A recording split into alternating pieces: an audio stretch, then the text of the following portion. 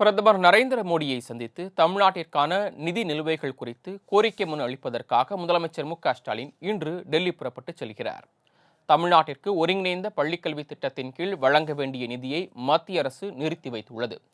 தேசிய கல்விக் கொள்கையை ஏற்று PM-ஸ்ரீ பள்ளிகள் திட்டத்துக்கான புரிந்துணர்வு ஒப்பந்தத்தில் கையெழுத்திட்டால் மட்டுமே நிதியை விடுவிக்க முடியும் என்று மத்திய அரசு பிடிவாதமாக உள்ளது.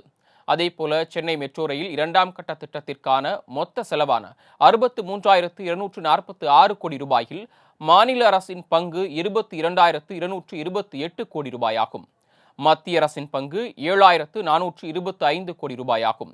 மீதமுள்ள நிதியான 33,593 கோடி ரூபாய் வெளிநாட்டு நிதி நிறுவனங்களிடமிருந்து கடனாக பெற நடவடிக்கை எடுக்கப்பட்டுள்ள நிலையில் நிதிச்சுமையை தவிர்க்கும் வகையில் மத்திய அரசின் பங்கு நிதியை விடுவிக்க வேண்டும் என்று தமிழ்நாடு அரசு தொடர்ந்து கோரி வருகிறது.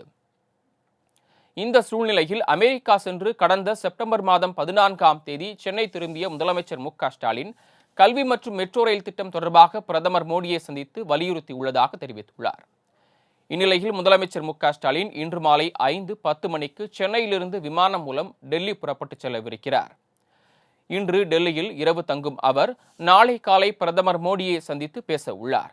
அப்போது பள்ளிக்கல்வி தொடர்பான நிதி, மெட்ரோ ரயில் பணிகளுக்கான நிதி, GST இழப்பீடு, பல்வேறு நதிகள் இணைப்பு திட்டத்திற்கான நிதி மற்றும் ஒப்புதல், மேகதாட்டு, முல்லை பெரியார் விவகாரங்கள் குறித்து மனு அளிப்பார் என கூறப்படுகிறது.